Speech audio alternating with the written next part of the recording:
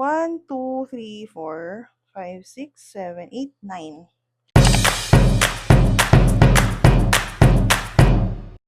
For 9 pieces na classic genre na box, kuha ko lang siya ng 340 pesos. So, first one is Selected Tales of Edgar Allan Poe. Next is Vanity Fair. Yan. Next is Full House. Slightly tanned lang. And then, What Katie Did Next. Manipis lang. Three Men on the Bummel. I don't know. Ayan. Excited akong magbasa ng classic. This is Christmas Mystery, Bride Shed, Revisited, Great Expectations, Charles Dickens.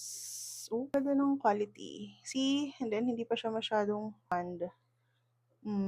Usually, worry ko lang talaga sa mga pre-love na classic. Baka may mga annotations.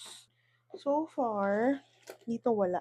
Actually, kahit na hindi ko pa na-start basahin to, pa ako ng ibang mga classics and parating na sila. And thank you so much. On the next episode.